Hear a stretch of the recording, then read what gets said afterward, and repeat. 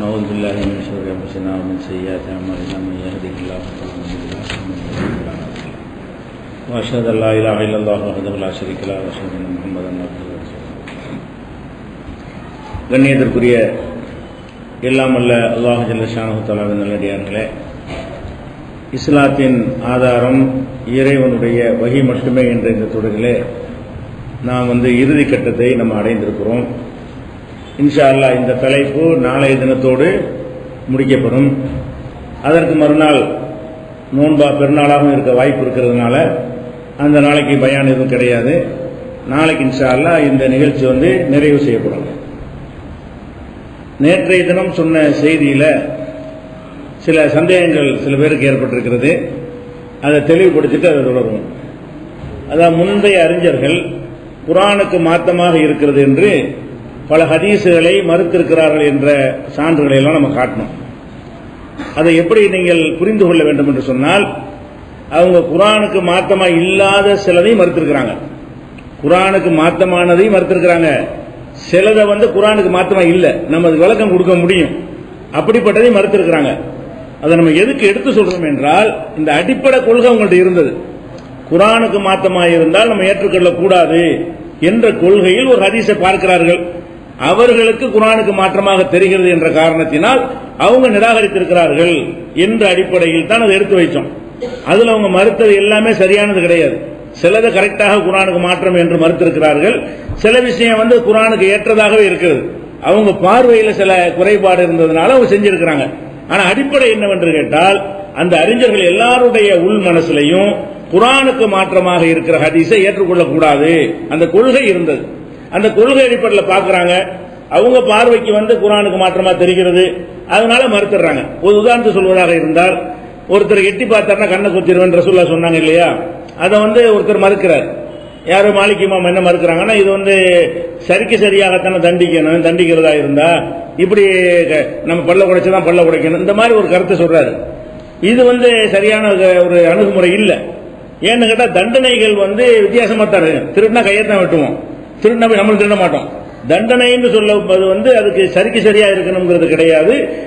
விபச்சாரத்துக்கு மரண தண்டனை இருக்கிறது, விபச்சாரத்துக்கு செய்ய முடியுமா? தண்டனை என்பது டிஃபரெண்டா தான் வரும். அவர் என்ன பாக்குறாருன்னு கேட்டா, அது குர்ஆனுக்கு மாத்தம்னு பாக்குறாரு, அவ்வளவுதான். அவருடைய பார்வையில தவறு இருக்கே தவிர குர்ஆனுக்கு மாத்தமா இருந்தால் ஏற்றுக்கொள்ள கூடாதுங்கிற அடிப்படை அந்த இமாமுடைய உள்ளத்தில் இருக்கிறது, மாலிக் இமாம் மனசில் இருக்கிறது. அதன் அடிப்படையில் அவங்க என்ன செய்யறாங்க, அந்த ஹதீஸை பாக்குறாங்க, அவங்களுக்கு குர்ஆனுக்கு மாற்றம் தெரிகிறது. அந்த மாதிரி தான் குர்ஆனுக்கு மாற்றம் இல்லைன்னு சிலர் நினைத்திருப்பார்கள் பல ஹதீஸுகளை. நம்ம இப்ப பார்க்கும்போது குர்ஆனுக்கு மாற்றம் தெரியுது, வலுவ ஆதாரம் இருக்கிறது. எப்படிதான் விளக்கம் கொடுக்க முடிஞ்சாலும் விளக்கம் கொடுக்க முடியாத அளவுக்கு முரணாக இருக்கிறது. இப்ப நம்ம தள்ளிடுவோம். இவ்வளவு பேர் குர்ஆனுக்கு மாற்றம் சொல்லலையேன்னு பார்க்க கூடாது. குர்ஆனுக்கு மாற்றம் என்று சொன்ன ஹதீஸுகளையும் பரிசீலனைக்கு எடுக்கணும், குர்ஆனுக்கு மாற்றம் இல்லை என்று சொன்ன ஹதீஸுகளையும் பரிசீலனைக்கு எடுக்கணும். குர்ஆனுக்கு மாற்றம் என்பது நமக்கு பளிச்சென்று தெரியணும், அதனுடைய எல்லா கேள்விகளுக்கும் அதுல பதில் இருக்கணும். அந்த மாதிரி இருந்தா தான் அந்த ஹதீஸை தள்ளணும். ஆனா அடிப்படையில் யாரும் முரண்படல. நம்ம சொன்ன அந்த அறிஞர்கள் எல்லாருமே குர்ஆனுக்கு மாற்றமா இருக்கிற செய்தி ஏற்றுக்கொள்ளக்கூடாது என்ற அடிப்படையில் ஒன்றுபட்டிருந்தார்கள். இதை கூடுதல் தகவலா வச்சுக்கிறோம்.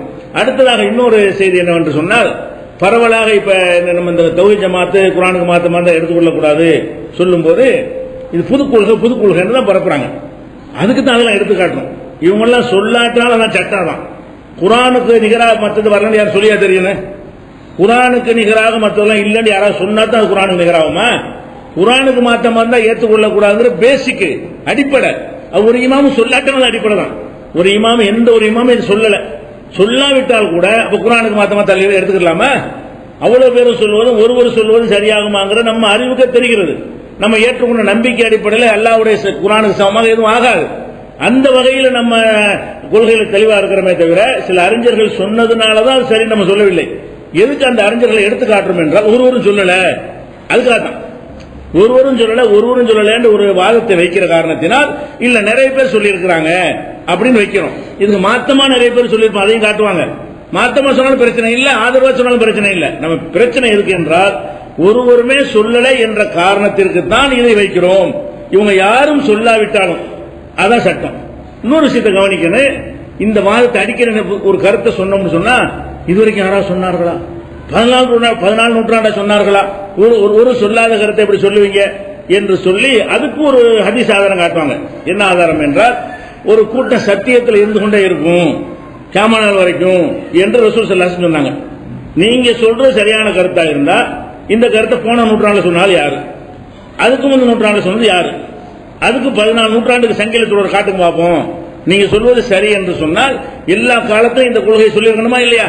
அதை சங்கில் விடுபடாம ஒவ்வொரு காலத்திலும் இருந்தார்கள் என்று என்ன செய்யுங்க, காட்டுங்க இப்படின்னு சொல்லி இது அறிவுபூர்வமான ஒரு கேள்வி மாதிரி கேட்கிறாங்க. ஆனால் இது ஒரு அறிவீனமான ஒரு கேள்வி. அஹ்மது இப்னு ஹம்பல் பாஷையில சொல்றதா இருந்தா இது ஒரு முட்டாள்தனமான ஒரு கேள்வி, பொய். ஏன் நம்ம சொல்லுவோம், யாரெல்லாம் சொன்னாங்க லிஸ்ட் வேணும்ல.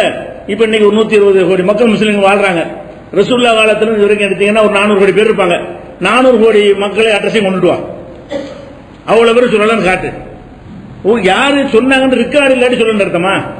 சரியான கருத்துக்களை சொல்லி அமைக்கிருப்பாங்க. சொல்லணும் எப்படி சொல்லுவீங்க? ரசூல் ஸல்லல்லாஹு அலைஹி வஸல்லம் அவர்கள் ஒரு கருத்தை சொல்றாங்கன்னா கியாம நாள் வரைக்கும் சத்தியத்தில் இருப்பாங்கன்னு சொன்னாங்கன்னா இருந்திருப்பாங்க, நம்பணும். அதனுடைய வரலாறு ரசூலுல்லாஹ் வரலாறு மாதிரி அனைத்து பதிவு செய்யப்படல. முந்தைய காலத்து அறிஞர்கள் இது நம்ம கருத்தை சொல்லி இருந்தா கூட அதை பதிவு செய்யாம விட்டுருப்பாங்க, எதிர்ப்பு வந்திருக்கு, அழிச்சிருப்பாங்க. மெஜாரிட்டி மக்கள் அசத்தியத்தில் இருந்தாங்க. இன்னைக்கு இருக்கிற நவீன வசதிகள் கிடையாது, பரப்ப முடியாது. அந்த ஊர்ல சொன்ன அந்த ஊர்ல அமைக்கப்படுவாங்க. அதனால சொல்லலன்னு ஆயிருமா? சொல்லலன்னு சொல்வதாக இருந்தால் எப்ப சொல்லணும் தெரியுமா? ஒவ்வொருவரும் என்ன சொன்னார் என்று 400 கோடி முஸ்லிம்கள் பட்டியலை எடுத்து இவ்வளவு பேர் சொல்லல அப்படி தெரிஞ்சாதான் சரியா, அப்படி சொன்னாதான் நீங்க அதை மறுக்கணும். அப்படி இல்லைன்னா போய் சொல்றீங்க. கர்தாபுர் இஜ்மாக்கு சொன்னாங்கல்ல, அஹ்மது இப்னு ஹம்பல் என்ன இஜ்மா பண்ணாங்கன்னு சொன்னா ஒவ்வொருத்தர் லிஸ்டியா கொண்டு வா, இவரும் சொன்னார் இவரும் சொன்னார் இவரும் சொன்னார் சொல்லு. அப்படி உனக்கு சொல்ல முடியாவிட்டால் இஜ்மா என்பது பொய்யினாங்கல்ல, அஹ்மது இப்னு ஹம்பல் முன்னாடி சொல்லியிருக்கோம். அந்த அடிப்படையில் ஒருவரும் சொல்லலான்னு சொல்வதான் என்ன செய்யறீங்க? 400 கோடி முஸ்லீம்கள் அட்ரஸை கொண்டு வரணும். ரசூலுல்லாஹ் காலத்துல இருந்து இன்னைக்கு வரைக்கும் உள்ள அட்ரஸ் எல்லாம் கொண்டு வந்து இந்த அவ்வளவு மக்கள் வாழ்ந்திருக்கிறாங்க, இந்த நேரம் சொல்லலன்னு சொல்லுப்ப சொன்னா டிக் பண்ணி தர்றான். இது நடக்கிறதா இது? அப்ப நம்ம எப்படி சிந்திக்க வேண்டும் என்றால், கியாம நாள் வரைக்கும் சத்தியத்தில் ஒரு கூட்டம் இருக்கும் என்று ரசூல் ஸல்லல்லாஹு அலைஹி வஸல்லம் சொன்னால் இருந்திருக்கும். உனக்கு பதிவு செய்யப்படலன்னு இல்லைன்னு அர்த்தமா? அனைத்தும் பதிவாயிட்டதா? ரசூலுல்லாஹ்வுக்கு தான் ஒரு முடியை என்னன்னாங்க, தலை என்னன்னாங்க, அங்க அசைவுகளா என்னன்னாங்க, மற்றவருடைய எல்லாம் எழுதி அதை எண்ணி எழுதுறது அறிவிப்பாளர் இருந்தாங்களா? அது கவனித்தார்களா? யாருக்கு ஆட்சி அதிகாரத்துக்கு ஜால்ரா போட்டாங்களோ அவங்க நூல்கள்லாம் பாதுகாக்கப்பட்டுச்சு. ஆட்சி அதிகாரத்துக்கு எதிராக கருத்து சொன்னா ஒரு அமைக்கிருப்பாங்க, அந்த நூலும் கிடைச்சிருக்காது, அந்த கருத்து போய் சென்றடைஞ்சிருக்காது, சுழலண்ட் ஆயிருமா? இந்த சில நூல்கள்லாம் நீ பாதுகாக்கப்பட்டு வர்றதுலாம் ஜால்ராக்களுடைய கூட்டம் அதிகமான அவங்களுடைய நூல்கள் தான் இருக்கிறது. மன்னர்களுக்கு ஜால்ரா அடிக்கிறது, அவங்களுக்கு தகுந்தவாறு மார்க்கத்தை வளைக்கிறது, அந்த நூல்களுக்கு இருந்த பாதுகாப்பு யாருக்கு இருக்காது? இன்னைக்கே நமக்கு நம்ம நூலை பாதுகாக்க முடியலையே, அன்னைக்கு எப்படி இருந்திருக்கும்? அதனால ஒருத்தரும் சொல்லலைங்கிற சொல்வார்களே, ஆனால் பொய்யர்கள். ஒருத்தரும் சொல்லலைன்னு சொல்வதாக இருந்தால் ஒவ்வொருவருடைய கருத்து இன்னது தெரிஞ்சுட்டு தான் சொல்லணும். எப்ப சொல்லணும்? 400 கோடி மக்கள் கருத்தை எடுத்து எல்லாரும் மாற்றி சொல்லிட்டாங்க, ஒருத்தரும் சொல்லலங்க. நீ 10 பேர் கருத்தை வச்சுக்கிட்டு ஒருத்தரும் சொல்லணும் எப்படி சொல்லுவ? 10 பேர் எங்களுக்கு மாத்தமா சொல்லி இருக்கிறாங்க, அதுக்கு ஒன்று ரெக்கார்டு இருக்குது. மீதி உள்ள மக்களுடைய அத்தனை கோடி மக்களுடைய கருத்து உனக்கு எப்படி தெரியும்? அப்ப இது சொல்லலன்னு அறியாம தானே இது? ஒருவரும் சொல்லவில்லை என்கிற வார்த்தையை எந்த விஷயத்துக்கும் சொல்லக்கூடாது. எப்படி நம்ம முடிவெடுக்கணும்? ஹதீஸ ரசூல் ஸல்லல்லாஹு அலைஹி வஸல்லம் சொன்னாங்க எல்லா காலத்திலும் சத்தியத்தை சொல்லுவாங்கன்னு. எல்லா காலத்திலும் இருந்தாங்க, நமக்கு தெரியல. ரசூலுல்லாஹ் ஹதீஸ நம்புற முறை என்னவென்று கேட்டால் எல்லா காலத்திலும் இருந்திருப்பார்கள், சொல்லி இருப்பார்கள். ரசூலுல்லாஹ்வுடைய சொல் பொய்யாகாது. அது பதிவு செய்யப்படவில்லை, அழிக்கப்பட்டிருக்கும், அது நமக்கு சென்றடையவில்லை, சேரவில்லை, இப்படி எடுத்துக்கொள்ளணுமே தவிர அனைவரும் சொன்னார்கள் சங்கிலித்தோடு காட்டுங்கடா காட்ட இயலாது.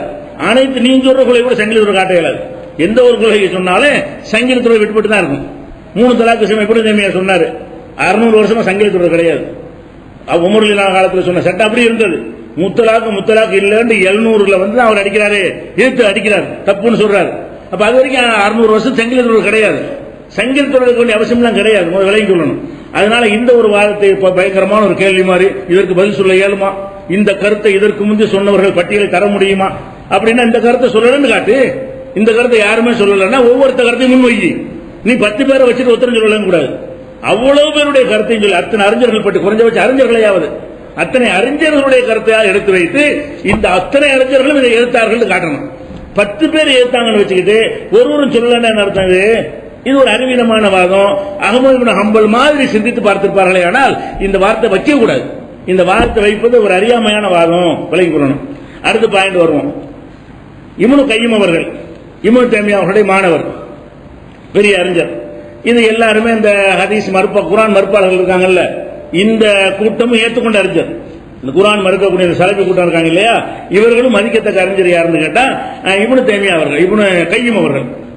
இப்னு கையும் பேர்லயே இந்த சலபிகள் டெஸ்ட் வச்சுக்கிறாங்க. மெட்ராஸ்ல பார்த்தா தெரியும். என்ன டெஸ்ட் பேர் என்ன? IRGCயா? அது என்ன IRG என்ன அப்ரிவேஷன் என்ன? இப்னு கையும். இப்னு கையும் ரிசர்ச் தான் ஐயா.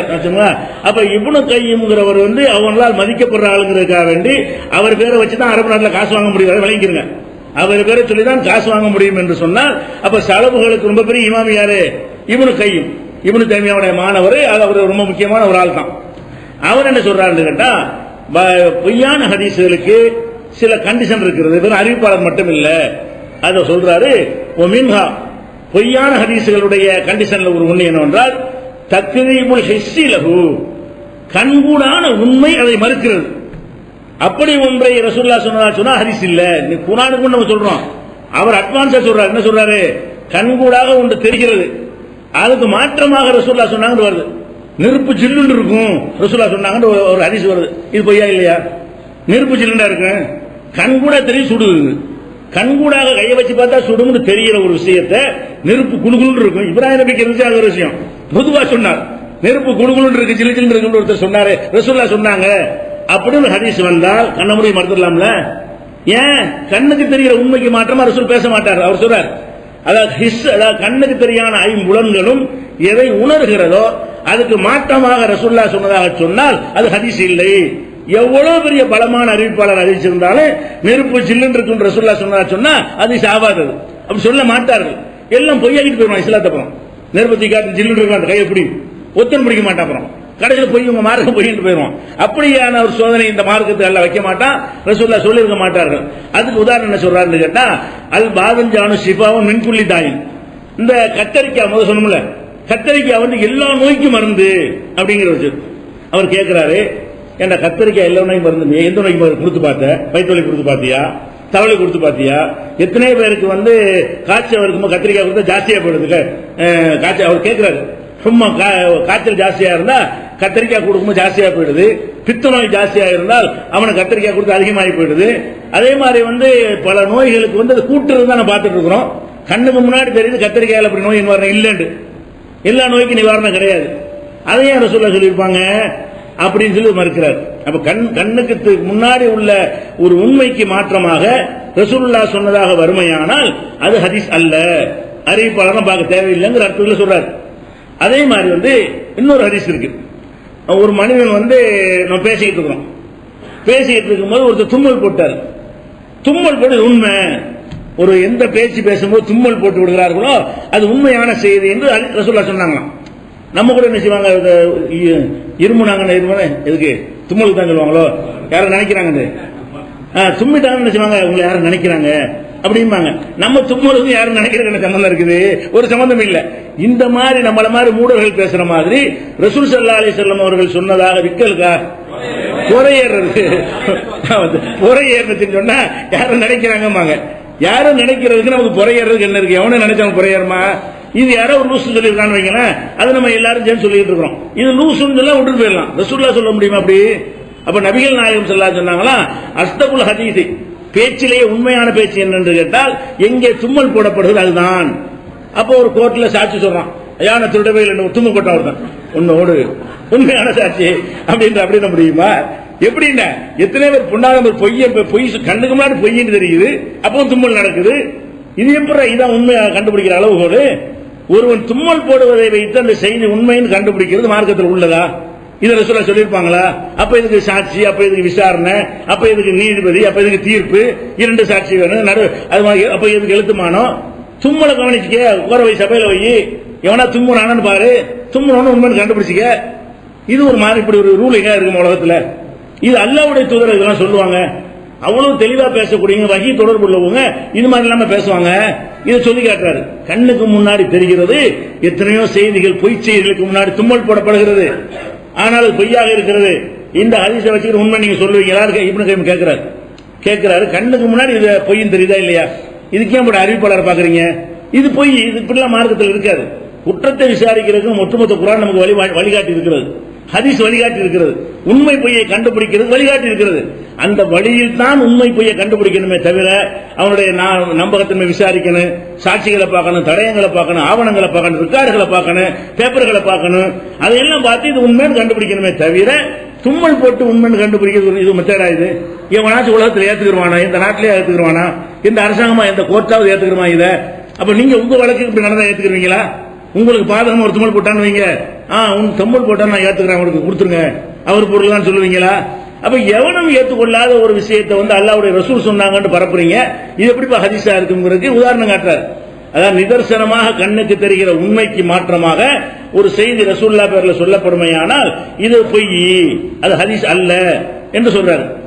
அடுத்து என்ன செய்யறாருன்னு கேட்டா, மின்ஹா முகாலபத்துல் ஹதீஸி சரிஹல் குர்ஆன். ஹதீஸ் என்று சொல்லக்கூடியது குர்ஆனுக்கு நேரடியாக முரண்படுவதும் அது பொய் என்பதற்கு ஆதாரம். நம்ம சொல்றோம்ல, அதை இப்னு கைம் தான் சொல்றாரு. இப்னு கைம் பேர்ல ட்ரஸ்ட் வச்சுக்கிட்டு இப்னு கைம் பேர்ல அரபு நாட்டில் பணம் வாங்கிட்டு என்ன செய்யறாங்க, இது நாம புது கொள்கை சொல்லிட்டோம், இது வழிகேடர்கள் காபிர்கள், முதல்ல அவர் காபிர் பத்தா கொடு. யாருக்கு? இப்னு கைமுக்கு தான் கொடுக்கணும். ஏன்? அந்த வார்த்தை தெளிவா சொல்றார். முன்ஹா முகாலபத்துல் ஹதீஸி சரிஹல் குர்ஆன். குர்ஆனுடைய தெளிவான கருத்துக்கு மாற்றமாக ஹதீஸ் அமைந்திருந்தால் அது என்னது? பொய். அதுக்கு உதாரணம் காட்டுறாரு. அவர் சில உதாரணம் காட்டுறாரு. என்ன காட்டுறாருன்னு கேட்டா, ரசூலுல்லாஹ் சொன்னாங்களா, மிக்தாரு துன்யா, இந்த துன்யாவுடைய இதற்குள்ள வாழ்நாள், துன்யாவுடைய ஆயுள் காலம், இந்த உலகத்தினுடைய ஆயுள் காலம் சபத் ஆலாபி சனா, 7000 வருஷம் தான் அப்படின்னு ரசூலுல்லாஹ் சொன்னாங்களாம். இப்ப 7000 வருஷம் தான் துன்யாவுடைய ஆயுள் காலம் வச்சுட்டோம்னு சொன்னா, ஒவ்வொருத்தரும் கணக்கு பண்ணி இன்னும் 2000 இருக்கிறது, இன்னும் 1000 தான் இருக்கிறது, இன்னும் 500 ஆண்டு தான் இருக்கிறது, இன்னும் 100 ஆண்டு தான் இருக்கிறது, இந்த அடுத்த வருஷம் அழிஞ்சு போயிடும் தெரிஞ்சுவாங்க எல்லாரும். அல்லாஹ் என்ன கியாமத்தில் அழிய முடியாதுன்னா, குறிப்பிட்ட காலத்தில் உலகம் அழியும் என்று இருந்தால் உலகம் அழிகிற வருஷத்தை அனைவரும் தெரிஞ்சிருவோம். அப்ப நாளைக்கு அடுத்த வருஷம் தான் அழிய போகுதுங்கிற தெரிஞ்சுவோமா இல்லையா? நம்ம 7000 வருஷத்துக்கு அழியிருந்தீங்களே, நம்ம 6999 வருஷத்துக்கு நம்ம இருக்கிறோம். அப்படின்னு என்ன பண்ணுவோம், ஒரு வருஷம் தானே இருந்துச்சு, பார்த்து ஒழுங்கா செய்யுங்கடா, அடுத்த வருஷம் அவ்வளவு அழிய போகுது. அல்லாஹ் என்ன செய்யறான்? அல்லாஹ் உனக்கே தெரியாதுதான். ரசூலுல்லாஹ் பார்த்து சொல்றான், எஸ் அலுவனுக்கு அனிசா, கியாம நாளை பற்றி உன்னிடத்தில் கேட்கிறார்கள், ஐயான முர்சாக, அது எப்ப வரும் என்று ஒன்று கேட்கிறார்கள், ஃபீமான்டம் என்று இருக்கிறாக, அது பற்றிய ஞானம் உனக்கு எங்க இருக்கிறது? ரசூலுல்லாஹ் பார்த்து அல்லாஹ் கேட்கிறான், இலா ரப்பிக்கு முன்தஹா, அதனுடைய முடிவான ஞானம் உன் இறைவனிடத்தில் இருக்கிறது. இன்னமா அந்த முன்ஜிர்ம யக்ஷாக, அதை அஞ்சக்கூடிய மக்களுக்கு எச்சரிக்கிற வேலை உன் வேலை, உனக்கு என்னைக்கு வரும் சொல்ற வேலை உனக்கு கிடையாது, உனக்கு நான் சொல்லவில்லை என்று அல்லாஹ் குர்ஆன்ல நபி ஸல்லல்லாஹு அலைஹி வஸல்லம் அவர்களுக்கு என்ன செய்யறான், சொல்லி காட்டுகிறான். அதே மாதிரி இன்னமா இல்முஹா இன்த ரப்பி, அந்த நாளுடைய இல்மு அல்லாஹ்விடத்தில் தான் இருக்கிறது. லா யுஜல்லிஹா லி வக்திஹா இல்லா ஹுவ, அந்த நேரம் வரும்போது அவனை தவிர யார் வெளிப்படுத்த முடியாது, அவன் ஒருத்தனுக்கு தான் தெரியும் உலகம் அழிகிற காலம் இருக்கிறது. இது குர்ஆனுடைய நஸ். என்ன? உலகம் என்னைக்கு அழியும் என்று யாரும் சொல்ல முடியாது. உலகத்துடைய லைஃப் 10,000 வருஷம் ரசூலுல்லாஹ் சொன்னதாக சொன்னால் என்னைக்கு அழியும் தெரிந்து விட்டது. 5000 வருஷத்துக்கு அழியும் சொன்னார்களே, ஆனால் எப்ப அழிய போகுதுங்கிற நமக்கு தெரிந்து விட்டது. அல்லாஹ் எனக்கு தெரியாதுறான். அப்ப யாராலும் தெரிய முடியாதுன்னு சொல்லும் பொழுது அதுக்கு மாற்றமா 7000 வருஷத்துக்கு உலகம் அழியும் ரசூலுல்லாஹ் அப்படி சொல்லியிருப்பாங்க. அவர் கேட்கிறார், 7000 ஆண்டுகளில் உலகம் அழிந்து விடும் என்று நபிகள் நாயகம் ஸல்லல்லாஹு அலைஹி வஸல்லம் எப்படி சொல்லி இருப்பார்கள்? குர்ஆனுக்கு மாத்தமா அப்படி சொல்லி இருந்தார்கள் ஆனால் அனைவரும் அறிந்து கொள்வார்களே, உலகம் அழியக்கூடிய காலத்தை என்ன செய்வாங்க, எண்ணி கரெக்டா சொல்லிடுவாங்களே அப்படிங்கறத வச்சு கேட்கிறாரு. அப்ப இதெல்லாம் நிறைய ஆதாரங்களை காட்டுறாரு. இதெல்லாம் அந்த மனாருங்கிற கிதாபுல அவர் இப்னு கைமுடைய சொந்த கிதாபுல எழுதியிருக்காரு. அதே மாதிரி இப்னு கைம் சொல்றாரு, மின்ஹா இஸ்திமால் வல் முஜாஸபாத், அதாவது இதையெல்லாமா ரசூலுல்லாஹ் சொல்லுவாங்க என்கிற மாதிரியான உளறல்கள் நம்ம பார்க்கணும் செய்யும். ரசூலுல்லாஹ் சொன்னா சிரிப்பு வரும். ரசூலுல்லாஹ் இப்படியா ஒரு லூஸ் மாதிரி அத்தனை வாசகமே சரி, அந்த மாதிரியான ஒரு கருத்தை ரசூலுல்லாஹ் சொன்னதாக வந்தால் அது பொய், அது ரசூல் சொன்னது அல்ல. யார் வழி அறிவிக்கப்பட்டிருந்தாலும் அது ரசூல் சொன்னது அல்ல அப்படிங்கிறார். அதுக்கு உதாரணம் அவர் காட்டுறாரு. என்ன செய்யறான்னு கேட்டா, இதுதான் நிறைய கசீரத்துன் ஜித்தன், இந்த மாதிரி தான் ஜாஸ்தியா விட்டு அடிச்சிருக்காங்க. அதை கேட்டாலே இது ரசூலுல்லாஹ் சொல்லியிருக்க மாட்டாங்கன்னு தெரியும். பெரிய ஆராய்ச்சியாளருக்கு தேவையில்லை. அல்லாஹ்வின் மீது மரியாதை வைத்து, ரசூல் மீது மரியாதை வைத்து, அவங்களுடைய அறிவு ஞானம் அதையெல்லாம் மதிச்சு விளங்கி வைத்துக்கொண்டு அதை பார்த்தான்னு சொன்னா அந்த அறிவுக்கும் இந்த பேச்சுக்கு சம்பந்தம் இல்லை. அந்த மேதையிடமிருந்து இந்த மாதிரியான ஒரு கிறுக்குத்தனமான வாசகங்கள் வெளிப்பட்டு இருக்காது அப்படின்னு சொல்ற அளவுல இருக்குமா, அதெல்லாம் பொய்யாம். இதான் ஜாஸ்தியாம் இட்டு கட்டப்பட்ட ஹதீஸ்கள்லயே இதான் அதிகம்ங்கிறாரு. அதுக்கு உதாரணம் காட்டுகிறாரு பாருங்க. மன் கால லா இலாஹ இல்லல்லாஹ், ஒருவன் லா இலாஹ இல்லல்லாஹ்னு சொல்றான், சொன்ன உடனே ஹலக்கல்லாஹு மின் தில்கல் கலிமத்தி, அந்த லா இலாஹ இல்லல்லாஹ் சொன்னவன் அந்த வார்த்தையிலிருந்து தாயிரன் ஒரு பறவை அல்லாஹ் படைக்கிறான். நம்ம லா இலாஹ இல்லல்லாஹ் சொன்னவன் என்ன செய்யறானா அல்லாஹ் ஒரு பறவையை படைக்கிறான். எதுல இருந்து? அந்த சொல்ல வச்சு உருட்டி பறவை ஆக்கிறான். ஆக்கினவுன லஹு சபூன அல்ஃபு லிசானின், அதுக்கு 70 நாக்கு இருக்குமா, 70,000 ஒரு பறவை அல்லாஹ் படைக்கிறான். அந்த பறவைக்கு எத்தனை நாக்கு? 70,000 நாக்கு இருக்குது. குல்லி லிசானின் சபூன அல்ஃபு லகத்தின், ஒவ்வொரு நாக்கு 70,000 பாஷையை பேசும். ஒரு பறவை எல்லாம் படைக்கிறானா அந்த பறவைக்கு 70,000 நாக்கு இருக்குமா, ஒரு நாக்கு 70,000 பாஷையை பேசுமா. உலகத்தில் அவ்வளவு பாஷை இல்ல. உலகத்தில் ஒரு நாக்கு 70,000 பேசுனா 70,000 நாக்கு எத்தனை பாஷை? 70,000 இன்ட்டு அது போய் பெருக்கி பாருங்க. 70,000 எங்க போயிரு? எங்கேயோ போயிடும். கால்குலேட்டர் அடங்காது. அத்தனை பாஷை உலகத்தில் இருக்கிறது. உலகத்தில் இருக்கிற இந்தியாவில் 14 ரூபாய் நோட்ல 14 பாஷை போடுற ஒரு நாட்டில் இத்தனை கோடி மக்கள் இருக்கிற சீனா இதை விட மக்கள் அதிகம், ஒரு பாஷை தான் இருக்குது. அப்ப பாஷை எண்ணி பாத்தீங்கன்னா ஒரு 200 தாண்டுமா. எழுத்து வடிவில் இல்லாம பேச்சில் இருக்கிறதெல்லாம் என்னன்னா கூட உலகம் பூரா இருக்கிற மொத்த பாஷை எவ்வளவுதான் தேரும்? 200 தாண்டாது. பேச்சு இலக்கணத்தோட உள்ள 100 தேரும், அதுக்கு மேல தேராது. இதுல என்ன வருதுன்னு கேட்டா அல்லாஹ் ஒரு பறவையை படைக்கிறான். அது ஒரு லா இலாஹ இல்லல்லாஹ் சொன்னா ஒரு பறவையா. ஒரு நாளைக்கு 100 சொன்னீங்கன்னு என்ன இவ்வளவு பறவை என்ன செய்ய போறோம்? முதல்ல இத்தனை பறவை படைச்சு அதுல நமக்கு என்ன? நமக்கு சொர்க்கத்தில் இது தருவோம்னா அது ஒரு நன்மைன்னு இருக்கிறது. இதுல என்ன இருக்குன்னு பாருங்க. அதாவது மன்கால லா இலாஹ இல்லல்லாஹ், லா இலாஹ இல்லல்லாஹ் என்று சொன்னானே ஆனால் கலக்கல்லாஹு மின் தில்கல் கலிமா, அந்த கலிமாவிலிருந்து அல்லாஹ் படைக்கிறான். தாயிரன் ஒரு பறவையை உருவாக்குறான். லஹு சபூன அல்ஃபு லிசானின், அதுக்கு 70,000 நாக்குகள் இருக்கும். லி குல்லி லிசானின் சபூன அல்ஃபு லுகத்தின், ஒவ்வொரு நாக்குக்கு 70,000 பாஷை இருக்கும். யஸ்தக்ஃபிருன அல்லாஹ் லஹு, 70,000 பாஷையை கொண்டு அல்லாஹ் இவனை மன்னிச்சிருந்து கேட்பாங்க. அந்த பறவை 70,000 நாக்கு, ஒரு நாக்குல 70,000 பாஷை, இத்தனை பாஷையிலையும் அல்லாஹ்ட்ட முறையிடுவாங்களாம், அல்லாஹ் இவனை மன்னிச்சிரு அப்படின்னு. இது கேட்கிற ஒரு தமாசு மாதிரி இருக்கு. ரசூல் இப்படியே சொல்லுவாங்க, இதுக்கு 70,000 பறவை போட்டு படைக்கணும். இதெல்லாம் பேசிக்க தப்பா இருக்கு, பார்த்தாலும் உளறல் மாதிரி இருக்கிறது. அது இல்ல அப்படி இல்ல, அத்தனை பாஷை உலகத்தில் இல்ல தானே. அந்த வகையில இது சேர்ந்துருது. அதை பாக்குறோம். இதெல்லாம் சொல்றாரு. அதே மாதிரி என்ன செய்யறாங்கன்னு கேட்டா, ஒருத்தன் இந்த காரியத்தை செஞ்சால் ஊத்திய ஜன்னதி சபையினாவி மதினா, ஒருத்தன் இந்த காரியத்தை செய்வானே ஆனால், இந்த காரியத்தை செய்தால் அவனுக்கு சொர்க்கத்தில் 1000 பட்டணங்களை எல்லாம் கொடுப்பான். சொர்க்கத்தில் 1000, சொர்க்கத்தில் ஒரு மாளிகை கொடுத்து உட்கார வச்சிருக்கோம். சொர்க்கத்தில் 1000 நகரங்களை உண்டாக்கி கொடுப்பான். அதுக்கு போக முடியும். ஒரு மனுஷனுக்கு 1000 நகரங்களை கொடுப்பான். ஒஃபீக்குள்ளி மதீனத்தின், ஒவ்வொரு நகரத்திலையும் சபூன் அல்ஃபு கஸர், 70,000 கோட்டைகள் இருக்குமா. அது ஒரு இவனுக்கு 70,000 ஊரை உண்டாக்கி, நம்ம சொன்ன 70,000 மெட்ராஸ் நமக்கு தந்துருவான்ல. ஒவ்வொரு ஊர்ல என்ன செய்யுமா 70,000 கோட்டை இருக்குமா. அது மாதிரி ஒவ்வொரு கோட்டையிலையும் 70,000 ஊர்ல இருப்பாங்க. ஒவ்வொரு எங்க கணக்கு பாருங்க எவ்வளவு இருக்கு. இந்த மாதிரி எல்லாம் விட்டு அடிக்கிறது பார்த்தாலே பைத்தியகாரத்தனமா இருக்கும். இதெல்லாம் பொய்ங்கிறார் அவர். இது நிறைய இது அவர் என்ன சொல்றாருன்னு கேட்டா, வம்சாலு ஹாதிகள் முஜாசபாத்தில் பாரிதத்தி அல்லத்தி லாயகுலு ஹாலு வாலிஹா மின் நஹஜ் அம்ரைனி. இது சொன்னவன் 2ல ஒரு ஆளா இருக்கணும். இத மாதிரி சொன்னவன் 2ல் ஒரு ஆளா தான் இருக்கணும். ஒன்னா நம்பர் மடப்பையில இருக்கணும் சொல்றாரு. இப்படி சொன்னவன் ராயத்தில் ஜஹலி உலகமுகி, வட்டி கட்டிய மூடன் சொல்லி இருக்க வேண்டும். அல்லது ஜிந்திக்கு இந்த மார்க்கத்தை குறைபடுத்துறதுக்காக வேண்டி ரசூலுல்லாஹ் மட்டப்படுத்தட்டும் அப்படின்னு கேட்டிருக்க வேண்டும். ரொம்ப புத்திசாலியா இருந்து இந்த மாதிரி உளறல்களை எல்லாம் ரசூலுல்லாஹ் சொன்னாங்கன்னு சொன்னா இஸ்லாத்தை விரும்ப மாட்டாங்க, இஸ்லாத்துக்கு ஓடி போயிருவாங்க. அப்ப இஸ்லாத்துக்கு ஓடி போயிருவாங்க என்பதற்காக ஒரு சதிகாரம் செஞ்சிருக்கணும். அல்ல இங்க உள்ளவங்க செஞ்சிருந்தானா கூறுகட்ட முட்டாப்பையில இருக்கணும் என்று அவரை இப்னு கைம் என்ன செய்யறாரு, தீர்ப்பளிக்கிறார். அப்ப இவர் குர்ஆனுக்கு மாத்தமாக இருக்கிறதையும் இந்த மாதிரி உளறல்களா இருப்பதையும் ஏற்றுக்கொள்ள கூடாதுன்னு சொல்றாரு. அவர் யாரு? ஒருத்தர் சொல்லலங்கிறீங்களே, சொல்லி இருக்கிறாங்களே, எழுதி வச்சிருக்காங்க, புக்கா எழுதி வச்சிருக்காங்களே, அதை பாக்குறோம். அது போக இன்னொரு சொல்றாரு, சில ஹதீஸ்ல அவர் சொல்றாரு, சில பார்த்தாலேயே அந்த இருட்டு இருக்குல்ல, ஹதீஸ்க்குன்னு வெளிச்சம் இருக்குது, ஹதீஸ்க்குன்னு ஒரு பிரைட் இருக்கும், அது பார்த்தோன்னே தெரியும், அப்படி பிரகாசமா இருக்கும். சில செய்தியை கேட்டால் பார்க்கும்போது இருட்டாக அது சொல்வதற்கு தயங்குவாங்க, தங்கி தான் பயன் பண்ணணும். அந்த மாதிரியான ஒரு நிலையில என்ன செய்யும், அந்த ஹதீஸ்கள் இருக்கும். அதுக்கு ஒரு உதாரணத்தை சொல்லி காட்டுறாரு. மன்சல்லா சலாத் லுஹா கதாவ கதா, லுஹா தொழுகை இத்தனை ரக்காத் ஒருத்தன் தொழுதானையானால் அப்ப ஊத்திய சவாப சபீன நபியா, அவனுக்கு ஒரு தடவை லுஹா தொழுதால் 70 நபிமார்களுக்கு கிடைக்குமே மொத்த கூலி, அப்படி இவனுக்கு கிடைச்சிருமா. 70 நபி, ஒரு வாழ்நாள் கூட ஒரு நபி செஞ்சிருப்பாருலங்க, அவருக்கு கிடைக்கிற கூலி அளவுக்கு அது மாதிரி 70 நபிமார்கள் செஞ்ச கூலி எது கிடைக்கும், ஒரு தடவை லுஹா தொழுதால் கிடைக்கும் என்று ரசூலுல்லாஹ் சொன்னாங்க. லுஹா தொழுகை சிறப்புக்காக ஒருத்தன் அடிச்சிருக்கான். அவர் என்ன கேட்கிறாருன்னா, இந்த கிறுக்கனுக்கு தெரியவில்லை, உமர் நூஹ் நபி இருக்காங்களே அவங்களுடைய வாயில் வாழ்நாள் கொடுக்கப்பட்டு 950 வருஷம் கொடுக்கப்பட்டு அந்த வாழ்நாள் புறான் லுகா தொழுதான ஒரு நபியுடைய சவாபு அடைவானான்னு இருக்கிறார். என்ன கேட்கிறாரு? ஒரு லுகா தொழுகைக்கு 70 நபி நன்மை அடைகிறான்னு சொல்றியடா. 950 வருஷம் உனக்கு தரப்பட்டு 950 வருஷம் லுகாவுலே நீ மூலி கிடந்தான ஒரு நபியுடைய நன்மை உனக்கு கிடைக்குமா? நபின்னா என்ன நினைச்சிட்டு இருக்க நீ? நபியுடைய நன்மை 2 ரகாத் லுகாவுல நபிமார் அடைஞ்சல் அடைச்சணும். எப்படின்னா அவங்க பட்ட தியாகம் அடி உத இப்ப அதெல்லாம் சொல்ல முடியுமா? அது கிடைக்கிற கூலிக்கு நிகர் எதுவும் வர முடியுமா?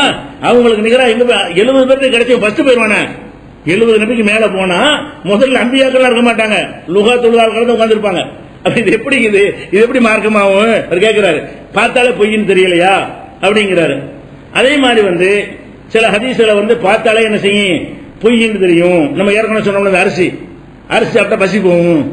எவன் அரிசியை சாப்பிட்டானோ அது பசி போகாமல் இருக்காது அப்படின்னு சொல்லி காட்டுறாரு. பார்த்தாலே கேலியா இல்லையா? இது ரசூலுல்லாஹ் சொல்லணும், எல்லாரும் தெரிஞ்ச விஷயம். இதை போய் ரசூலுல்லாஹ் சொன்னாங்கன்னா எப்படி நீ ஏத்துக்கிறிய அப்படின்னு நம்ம கேட்டோம்ல. அதே கேட்கிறார் இப்னு கையும் கேட்கிறார். இவர் கேட்டதை வச்சா நம்மளும் கேட்டோம். முன்னாடி சுட்டி காட்டமா இல்லையா? இவருடைய கேள்வி வச்சு நம்ம அந்த கேள்வியை கேட்டோம். அந்த ஹதீஸையும் சுட்டி காட்டுறாரு. அதே மாதிரி ஆகாய வெளி இருக்குல்ல, பால் வெளி இருக்கா இல்லையா? அந்த பால் வெளிங்கிறது எதுல படைக்கப்பட்டுச்சு? பால் வெளி காலி இடம் தான், அது ஒண்ணுமே இல்லை. பால் வெளி தான். அது எதுல படைக்கப்பட்டுச்சுன்னா அரிசிக்கு கீழே ஒரு பெரிய பாம்பு இருக்குதான். இது எங்க இருந்து இருந்தாலும் விளங்கிருங்க. பாம்பு இந்த மாதிரி எல்லாம் யாருக்கு உள்ளது? வேற மதங்கள்ல உள்ளது. ஒரு கழுத்துல பாம்பு போட்டிருப்பாரு அவரு, அவர் தாங்கிட்டு இருக்கலாம் சொல்றாங்கல்ல. அதுல இருந்து நீங்க காப்பி அடிச்சு ஹதீஸ்ல கொண்டு சேர்த்து விட்டாங்க. எப்படி? அரிசிக்கு கீழே ஒரு பாம்பு இருக்கிறது, அந்த பாம்புடைய வியர்வையில் இருந்துதான் இந்த பால்வழி அல்ல படைத்தான். அரிசிகள் எங்கடா பாம்பு இருக்குது? அரிசிகளை மலைக்கு சுமந்துகிட்டு இருக்கிறாங்க, அரிசிகள் பாம்பு இருக்குன்னு. அப்ப இதெல்லாம் அவரு பார்த்தால பொய்ன்னு தெரியலையான்னு கேட்கிறாரு. இந்த மாதிரிலாம் ஹதீஸ்களை இட்டு கட்டி வைத்திருக்கிறார்கள் என்று இப்னு கையும் அவர்கள் சொல்கிறார்கள். அப்ப இதெல்லாம் நம்ம என்ன விளங்குகிறது என்று சொன்னால், குர்ஆனுக்கு மாத்தமா இருக்கிறது மாத்திரம் இல்ல, பிராக்டிக்கலா நடைமுறைக்கு மாத்தமா இருந்தா கூட ஏற்றுக்கிற மறுத்துருக்காங்க. கத்தரிக்காய் விஷயத்துல மறுக்கிறாங்க. அப்ப நீ கரிஞ்சிரவத்தையும் மறுக்க கூடாது. கரிஞ்சிரவம் எல்லா நோய்க்கும் மருந்துங்கிற, கத்தரிக்காயை மறுத்த ஓகேங்கிற, கரிஞ்சிரவத்தை எல்லா நோய்க்கும் மருந்து, எல்லா நோய்க்கும் மருந்தாகும். அதுல சில மருத்துவம் இருக்குது. கரிஞ்சிரவத்தில் மருத்துவம் இருக்குது. மூத்தை தவிர எல்லாத்துக்கும் நிவாரணம் சொன்னா எப்படி? மூத்தை தவிர இதுக்கு கொடுத்துடலாமா? அதை ஏன் அப்படி? இப்னு கையும் சொன்ன பாஷையில கத்தரிக்காய் சொன்னார் இல்லையா? அந்த அளவுகள்ல பார்த்தா தெரியத்தானே செய்தது. நடைமுறையில் அப்படி இல்ல, பிராக்டிகலா அப்படி காணும். பிராக்டிகலா பார்க்க கூடாங்கிறாங்க. பார்க்கணுங்கிறாரு. பிராக்டிகலா பாரு, இப்படி இருந்தா தான் ஏத்துக்கிறேன்னு. பொய் எப்படி ரசூலுல்லாஹ் சொல்லுவாங்க? கண்ணு முன்னாடி நடக்கலன்னு தெரியுது, அதை ரசூலுல்லாஹ் அப்படி சொல்லுவாங்கலாம் கேட்கிறாரு. அப்ப இதையும் நம்ம பார்க்கிறோம். அதே மாதிரி அபூபக்கர் தையிப்ங்கிற ஒரு ஆள் சொல்றார், இன்னமின் ஜும்லத்தி தலாயிலில் வலை, இட்டுக்கட்டப்பட்ட செய்தியுடைய ஆதாரங்கள்ல முக்கியமான அம்சம் என்னவென்றால், ஐயக்கூன முகாலிபன் லில் அக்லி, அறிவுக்கு எதிராக இருக்கும், அறிவுக்கு நேர் மாற்றமா இருக்கும். எந்த மனுஷனோட அறிவு ஏற்றுக்கொள்ளாது, அந்த மாதிரியா இருக்கும். தவியில அதுக்கு எந்த ஒரு வியாக்கியானமும் கொடுத்து சரி பண்ணவே இயலாது. அறிவுக்கு மாத்தமாவும் இருக்கேன், வியாக்கியானம் கொடுத்து சரி பண்ற மாதிரி சிலது இருக்கும். இப்ப மறுமையெல்லாம் கூட அறிவுக்கு மாத்தமா தான் இருக்கிறது. படைச்ச இறைவனுக்கு ஏன் முடியாதுங்கிற வகையில் அதுக்கு வியாக்கியானம் கொடுத்துக்கலாம். ஒரு வியாக்கியானம் கொடுக்க முடியாமல் இருக்கும். அந்த மாதிரி இருக்குமையானால் அது ஹதீஸ் கிடையாது, அந்த ஹதீஸை ஏற்றுக்கொள்ளக்கூடாதுன்னு சொல்லி அவர் சொன்னதாக தத்ரீபுர் ராவிங்கிற நூல்ல சொல்லியிருக்கிறாங்க. அதே மாதிரி இன்னொரு ஹதீஸை பாருங்க. 100 ஹிஜ்ரி 100 இருக்குல்ல, ரசூலுல்லாஹ்வுடைய காலத்துக்கு 100 வருஷத்துக்கு பிறகு ஒரு குழந்தை பிறக்குமேயானால், லா யூலது பாதல் மேத் மௌலூதுன் லில்லாஹி பி ஹாஜத்துன், 100 ஆண்டுக்கு பிறகு எந்த குழந்தை பிறந்தாலும் அதெல்லாம் அல்லாஹ்வுக்கு தேவையற்ற ஆளுக்கு, அவங்கலாம் வேஸ்ட். 100க்குள்ள பிறந்தா தான் நல்லா இருக்கலாம். ஹிஜ்ரி 100க்கு பிறகு யார் பிறந்தாலும் வேஸ்ட்னு ஆயிடுச்சு. இதுல என்ன செய்யறாங்கன்னு கேட்டா, அந்த இப்னு ஜௌசி சொல்றாரு, போய் இஸ்னாது சஹீஹுன், இது சரியான அறிவிப்பாளராக இருக்குன்னு சொல்லிவிட்டு இதை ஏத்துக்கிற ஏழ்மா அப்படின்னு அவரே அறிஞர் இல்லைன்னு போயிடுவாரு. யாரு? எல்லாம் 100 வருஷத்துக்கு வந்து 50 பேர் குப்பையா போயிருமா? இப்ப 100 வருஷத்துக்கு பிந்தி வந்த எல்லா இமாம்களும் யாரெல்லாம் 100க்கு தாண்டி வர்றாங்களோ அவங்க எல்லாருமே என்னவாயிருவாங்க? வேஸ்ட் ஆயிருவாங்க. 100 ஆண்டுக்கு பிறகு பிறக்கிற எல்லாருமே வேஸ்ட், அல்லாஹ்வுக்கு தேவையற்றவர்கள், ஹிஜ்ரி 100க்குள்ள முடிஞ்சு போச்சு அப்படின்னு ரசூலுல்லாஹ் சொன்ன உடனே இதுக்கு மட்டும் வரிஞ்சு கட்டி நிறைய ஆளுகள் பதில் சொல்றாங்க. அது எப்படி 100க்கு பிறகு நாங்கெல்லாம் வரலையா? 100க்கு பிறகு இவரெல்லாம் வரலையா? அப்ப அவர்களுக்கு வரலாங்கன்னு கரெக்டா வழங்க தெரியுதுல. நாங்க வரல, இவர் வரல, அவர் வரல, அந்த அறிஞர் வரல, இந்த அறிஞர் வரலையா? அப்ப நீ பாக்குற ரசூலுல்லாஹ் சொன்ன அறிஞர்கள் ஒத்துட்டு போ. அப்ப என்ன செய்யறாங்க? அவங்கள நாங்களும் அறிஞர் இல்லைன்னு வரும்போது கரெக்டா என்ன செய்யறாங்க? பிடிச்சி லைசபி சஹீஹின், இது சரியான செய்தி இல்ல என்றெல்லாம் சொல்லி இருக்கிற காட்சியை பார்க்கிறோம். இது இப்னு ஜௌசி மௌதுஆத்னு ஒரு புத்தகம் இருக்காரு, இட்டுக்கட்டப்பட்ட செய்திகள் ஒரு பட்டியலை போட்டு எழுதுறாரு. அதுல இந்த செய்தியை கொண்டு வந்து அவர் மறுக்கிறத பார்க்கிறோம். அப்ப இதெல்லாம் என்னன்னு கேட்டா அந்த அவர் சில விஷயங்களை கவனத்தை செலுத்தும் கரெக்டா கண்டுபிடிச்சிடறாங்க. ஆனா வாசிக்கிட்டே போவோம், நமக்கு தெரியாம போயிடும் நிறைய ஹதீஸ்கள். நேற்றுலாம் ஏன் சொல்ல அது ஒரு கேள்வியை கேட்கறாங்க. சில ஹதீஸ் குர்ஆனுக்கு முரண்கிறிய, போன வருஷம் சொன்னீங்களா, அதை 2 வருஷம் சொன்னீங்களா, 4 வருஷம் சொன்னீங்களா, இதெல்லாம் ஒரு பெரிய கேள்வியா கேட்பாங்க. இன்னும் கூட சொல்லாத விஷயங்கள் நாளே கூட சொல்லுவோம். ஹதீஸ படிச்சுட்டு போவோம், குர்ஆனுக்கு முரண்கிற சிந்தனை அவ்வளவு வசனமும் மைண்ட்ல இருந்தா தான் செய்யும் குர்ஆனுக்கு முரண் தோணும். அது படிச்சுட்டே போயிடும். இன்னொரு நாளைக்கு குர்ஆன் எடுத்து படிச்சுட்டே வருவோம். அந்த இதுக்கு மாத்தமா அந்த ஹதீஸ் தெரியும், அப்பதான் தெரியும். அந்த ஹதீஸை படிக்கணும், பேசாம கடந்து போயிருவோம். இன்னொரு நாளைக்கு குர்ஆனை வாசிட்டு வரும்போது இந்த ஹதீஸ் வந்து நிக்குமா, இப்படி குர்ஆன்ல வந்து இப்ப ஹதீஸ் வேற மாதிரி வந்துச்சு, மறுபடியும் எடுத்து ஆய்வு பண்ணி இன்னும் பலரும் கூடி உட்கார்ந்து டிஸ்கஸ் பண்ணா அது சரியில்லைன்னு தெரிய வரும். இதானுங்க மனுஷன் பிறக்கும் போது எல்லாம் தெரிஞ்சுட்டு வந்துடும். மழை கூட எல்லாம் தெரியாத, அல்லாஹ் ஒருத்தன் தான் எல்லாமே தெரியும். பிறக்கும் போதே எல்லாம் தெரிஞ்சுட்டு வந்த மாதிரி நினைத்துக் கொண்டு இவர்களுக்கு புதுசா மறுக்கிறார்கள். முதல் 5 மறுத்தாங்க, அவர் 10 மறுத்தாங்க. அப்ப நான் அடிப்படை என்ன, குர்ஆனுக்கு மாத்தமா இருந்தா மறுக்கணும், அவ்வளவுதான். குர்ஆனுக்கு மாத்தமா இருக்கிறது தெரிய வந்தால் மறுப்போம், மாத்தமா இருக்கிறது தவறாக சுட்டி காட்ட வாபஸ் வாங்கிக்கிறோம். அடிப்படை வாபஸ் வாங்க மாட்டோம். அந்த ஹதீஸ் மாத்தமில்லை ஒத்துக்கிறோம். எந்த ஹதீஸாவது குர்ஆனுக்கு மாத்தமில்லை நிரூபித்தீர்களே ஆனால் அந்த ஹதீஸில் குர்ஆனுக்கு மாற்றம் இல்லை, நீங்க சொல்றபடி விளக்கம் கொடுக்கலாம் என்று அந்த ஹதீஸை திரும்பி எடுத்துக்கொள்ளலாம், தப்பு கிடையாது. அடிப்படையை மாற்ற முடியாது. குர்ஆனுக்கு மாத்தமா இருந்தாலும் ஏற்றுக்கொள்ளணும் என்று சொல்ற அடிப்படை தப்பா வச்சுக்கிறாங்கல்ல, அதை நம்ம ஏற்றுக்கொள்ள முடியாது. அதே மாதிரி வந்து ஹனபி மதஹ்புல சர்ஹஸின்ற ஒருத்தர், அதான் அவங்களுடைய உசூல், சட்ட விதி எழுதின ஒரு ஆள், உசூல் சர்ஹஸின்னு நூல் எழுதியிருக்கிறார். அந்த ஹனபி மதஹ்புடைய ஃபிக்ஹுக்கெல்லாம் எப்படி சட்டம் வகுக்கிறது என்பதை அந்த நூல்ல தான் எடுப்பாங்க. அவர் என்ன செய்யறாருன்னு கேட்டா, அம்மா இதா கானல் ஹதீஸு முகாலிஃபன் லில் கிதாபில்லாஹி தஆலா, ஒரு ஹதீஸ் என்பது அல்லாஹ்வுடைய கிதாபுக்கு மாற்றமாக இருக்குமேயானால் ஃபஇன்னஹு லா யகூனு மக்பூலன், அது ஒப்புக்கொள்ளப்பட்டதாக ஆகாது. வலா ஹுஜ்ஜத்தன் லில் அமலி பிஹி, செயல்படுவதற்குரிய சான்றாக அது ஆகாது. அந்த உசூல்ல ரூல்ல எழுதி வச்சிருக்காங்க. என்னது, ஹனபி மதுஹபுடைய ரூல் விசூல் போடுவாங்கல்ல, அந்த அடிப்படை விதி, அந்த விதியில் பைலா மாதிரி அவங்க அடிப்படை விதியில் எழுதி வச்சிருக்கிறாங்க. ஒரு ஹதீஸ் என்பது அல்லாஹ்வுடைய கிதாபுக்கு மாற்றமாக இருந்தால் அது ஏற்றுக்கொள்ளப்படாது, அதை கொண்டு அமல் செய்யக்கூடாது, அது செயல்படுத்துவதற்குரிய அல்ல என்று எழுதியிருக்கிறாங்க. உசூலு ஷர்ஹ்ல நீங்க பார்க்கலாம். அதே மாதிரி இருக்கு. அதே மாதிரி வந்து இப்னு ஜௌசி சொல்றார், இந்த இட்டுக்கட்ட ஹதீஸ் எல்லாம் ஆய்வு செஞ்ச முக்கியமான ஒரு ஆள். அவர் என்ன சொல்றாருன்னா, மா அஹ்ஸன கௌலல் காயில், ஒரு ஆள் என்ன அழகா சொல்லி இருக்கிறார் பார்த்தீர்களா, ஒருவர் சொன்னதை அவர் எடுத்து காட்டுறாரு. இப்னு ஜௌசி என்பவர் கடந்த காலத்தில் உள்ள சில அறிஞர்கள் சொன்ன கருத்தை எடுத்து புகழ்ந்து சொல்றாரு. என்ன சொல்றாரு, மா அஹ்ஸன கௌலல் காயில், இந்த சொல்லி இருக்கிறார ஒருத்தர், ஒரு அறிஞர், அந்த சொல்லி என்ன அழகா இருக்கிறது என்று சொல்லிவிட்டு அந்த சொல்ல போறார். யார் சொன்னார் சொல்லவர், அது யாரோ ஒரு அறிஞர் சொல்லி இருக்கிறார். இவர் பார்த்து சொல்றாரு, இதா ராய்த்தல் ஹதீஸ, நீ ஒரு ஹதீஸை பார்த்தால், யுபாயினுல் மாகூல, அறிவுபூர்வமாக முடிவு செய்யப்பட்ட ஒரு விஷயத்திற்கு மாற்றமாக இருந்தால், கன்ஃபார்மாக முடிவு செய்யப்பட்ட விஷயத்துக்கு மாற்றமாக இருந்தால், அவ் யுகாலிபுல் மன்கூல, மன்கூல் ஆதாரப்பூர்வமாக அறிவிக்கப்பட்ட செய்தி இருக்குல்ல, அதுக்கு மாற்றமாக இருந்தால், குர்ஆனை தான் அவர் சொல்றாரு, அல்ல ஆதாரப்பூர்வமான ஹதீஸை வச்சுக்கலாம், அதுக்கு மாற்றமாக இருந்தால், அவ் யுனாகிசுல் உசூல, இஸ்லாத்தின் அடிப்படை விதிகளுக்கு மாற்றமாக இருந்தால், ஃபஅலம் அன்னஹு மௌதுஉன், அது இட்டுக்கட்டப்பட்டது அறிந்து கொள் அப்படிங்கிறார். இவர் அறிஞர் சொன்னதை இவர் புகழ்ந்து பேசுறார். என்ன அற்புதமா சொல்லிட்டாரு.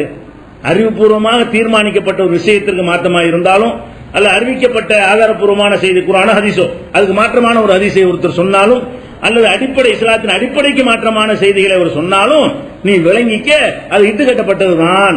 அப்ப இந்த இப்னு ஜௌசி இன்னொருத்தர் அறிஞர் சொல்ல புகழ்ந்து பேசுறாரு, இவர் என்ன காஃபிரா, இவர் வேற கிரகத்தில் உள்ளவரா, யாருமே சொல்லலங்கிறீங்களே, இதை விட கடுமையான சொல்லிருக்காரு அவரு. அறிவுக்கு மாற்றமா இருந்தா கூட ஏற்றுக்கொள்ள கூடாதுன்னு சொல்றாரு அவரு. அது நம்ம பாக்குறோம். அதுக்கு உதாரணமா என்ன செய்யறாங்கன்னா, அவர் வந்து ஒரு ஹதீஸை காட்டுறாரு. அதாவது நூஹ் நபியுடைய கப்பல் இருக்குல்ல, நூஹ் நபி கப்பல்ல போனாங்க இல்லையா, அந்த கப்பல் என்ன செஞ்சான், தாபத்து பில் பைத்தி சபான், காபத்துல்லாவை 7 தடவை தவாஃப் செஞ்சான். இது நூஹ் நபியுடைய கப்பல் காபத்துல்லாவை 7 முறை தவாஃப் செய்தது. ஓ சல்லத்தி இந்தல் மக்காமி ரக்காயத்தேனி, மக்காம இப்ராஹிம் ஒன்று இருக்குல்ல, அந்த இடத்துல என்ன செஞ்சான், 2 ரக்காத்து தொழுது அப்படின்னு சொல்லி ஒரு எழுதி வச்சுக்கிறாங்க. இப்ப என்ன கேட்கிறோம்னா, கப்பல் முதல்ல வந்து அது உயரமான இடத்துல காபாவெல்லாம் மறைஞ்சு போச்சு. கப்பல் போன உயரத்துக்கு மலைக்கு மேல உட்கார்ற அளவுக்கு போயிருக்கு வெள்ளம். வெள்ளம் வடிஞ்சவன அது எங்க உட்காருது, ஜூதி, ஜூதிங்கிற மலை மீது உட்கார்ந்து நல்லா சொல்றான். அப்ப கப்பல் வந்து மலைக்கு மேல தண்ணி போனதுனால அப்படி மேலே மிதந்துகிட்டு வந்து தண்ணி குறைய குறைய ஒரு மலை உச்சிக்கிட்ட வரும்போது தண்ணி குறையுது. அதனால அந்த மலையில உட்காந்துருச்சு. அப்ப வந்து அதுக்கு கீழே தான் காபாவெல்லாம் வருது. அது எங்கனக்குள்ள வந்து காபா தவாப் செஞ்சு காபா எப்படி தவாப் செய்யும், அதுல போய் எப்படி தொழுவும். சரி, மக்காம இப்ராஹிம் நபி பிந்தி தானே வரும். மக்காம இப்ராஹிம்ன்றதுக்கு பேரு. நூஹ் நபி இப்ராஹிம் நபிக்கு முந்தினவரா பிந்தினவரா? இப்ராஹிம் நபிக்கு பிந்தின, நூஹ் நபிக்கு பிறகு இப்ராஹிம் நபி. அப்ப இப்ராஹிம் நபி அதுக்கு பிறகு வரும்போது அங்க மக்காம இப்ராஹிம் எங்க இருக்காங்க? காபாவுல மக்காம இப்ராஹிம் எப்ப வருது? இப்ராஹிம் நபிக்கு பிறகுதானங்க வருது. மக்காம இப்ராஹிம்ல 2 ரக்காத் தொழுதுன்னு எழுதி வச்சுக்கிறீங்களா? இது ஹதீஸான்னு கேட்கிறாரு. அப்ப இந்த மாதிரி எல்லாம் நல்ல அடிப்படைக்கு மாத்தமா இருக்குது. இப்படி எல்லாம் எழுதி வச்சுக்கிறீங்களே, அது நல்ல விஷயமா தெரியுது. கப்பல் தொழுதுச்சு தவாப் கேட்க நல்லா தான் இருக்குது. எப்படி தொழுவோம்? எப்படி போய் தவாப் செய்ய? அது தொழுகை தவாப்லாம் உண்டாதுங்களா? அது மனுஷனுக்கு உள்ள கடமை. அதை கூட விளங்காம இந்த மாதிரிலாம் எழுதி வைத்திருக்கிறார்கள் சொல்லி அவர் இந்த வாதங்களை வைக்கிறார். இது ஒரு விஷயம். அடுத்ததாக என்னன்னு கேட்டா, ஹனபிகளுக்கு மறுப்பாக ஒருத்தர் நூல் இருக்கார் தன்கீல்னு சொல்லி. அப்ப அந்த ஹனபிகள்லாம் சரியில்லைன்னு அந்த ஹனபிகளை பற்றி சொல்லும்போது என்ன செய்யறாருன்னு கேட்டா, உல் ஹனபியத்து, இந்த ஹனபிக்காரர்கள் இருக்கிறார்கள், அவர்கள் இரவுனல் அகாதீத சஹீஹத்த, சஹீஹான ஹதீசுகளையும் அஸ்ஸரீஹத்த, தெளிவான ஹதீசுகளையும் அல்லத்தீலா மத்தான பி அசானிதிகா, அல்பத்தா அறிவிப்பாளர்களில் எந்த ஒரு குறையுமே இல்லையே அப்படியான ஹதீசுகளையும் பிதாவா முகாலபத்தியால் குர்ஆன், குர்ஆனுக்கு மாற்றம் என்று ஹனபியாக்கள் மறுக்கிறார்கள். ஹனபியாக்களுடைய அந்த உசூல் சர்வஜி சொன்னார்ல, ஹனபியுடைய உசூல் அந்த அடிப்படையில் சொல்றாரு. ஹனபி மதுரை அடிப்படை கொள்கை என்னவென்று சொன்னால், சனது எவ்வளவு சரியாக இருந்தாலும், அதுல வந்து எந்த குறையும் இல்லாவிட்டாலும், தெளிவான வாசகம் ஹதீஸில் இருந்தாலும், குர்ஆனுக்கு மாற்றம் என்றால் அது ஹதீஸ் இல்லை என்று ஹனபியுடைய உசூல்லையும் உசூல் சர்ஹஸ்லையும் இருக்கிறது. அதை ஒருத்தர் குறை சொல்லி மறுக்கிறாரு. குறையாத்தான் அவர் சொல்றாரு, இந்த மாதிரி மறுக்கிறாங்க. அப்ப ஹனபியாக்களுடைய கொள்கை என்னன்னு தெரியுது உங்களுக்கு? ஹனபி மதுஹபுடைய கொள்கை என்னவென்று சொன்னால், யரவுனல் அஹாதீஸ் சஹீஹா, சஹீஹான ஹதீசுகளை பற்றி அவர்கள் கருதுகிறார்கள். அஸ்ஸரீஹா, தெளிவான வார்த்தை, 2 அர்த்தம்லாம் வராது, நேரடி அர்த்தம் வரக்கூடிய ஹதீசுகளையும், அல்லத்தி லா மத்தான பி அசானிதிகா, அதனுடைய அறிவிப்பாளர் வரிசையில் ஒரு குறையுமே இருக்காத அப்படிப்பட்ட ஹதீசுகளையும் பிதாவா முகாலபத்திஹால் குர்ஆன், குர்ஆனுக்கு மாற்றம் என்று சொல்லி மறுக்கிறார்கள் அவர்கள் அப்படிங்கிறது. அப்போ இது ஹனபியும் ஜாஸ்தி உலகத்தில் இருக்கிறாங்க. இந்த ஹனபி கூட்டம் தான் இதுக்கு இந்த கச்ச கட்டி வேலை செஞ்சுட்டு இருப்பேன். எப்படி ஹதீஸ் மறுக்கிறாங்க. ஓ ஹனபி மதத்துல 50 பேர் மறுத்து காபி பட்டு கொடுக்கணும். ஹதீஸை மறுத்ததால் காபின்னு சொல்றாங்களே, இதுல சொன்ன 50 பேர் ஹனபி. இதுல ஹதீஸை மறுத்தவர்கள் காபின்னு பத்தா கொடுக்குற ஜமாத்துல்லமா எல்லாரும் யாரு? ஹனபி தானே ஜாஸ்தியா இருக்கிறாங்க. ஹனபி தான் அதிகமா இருக்கிறாங்க.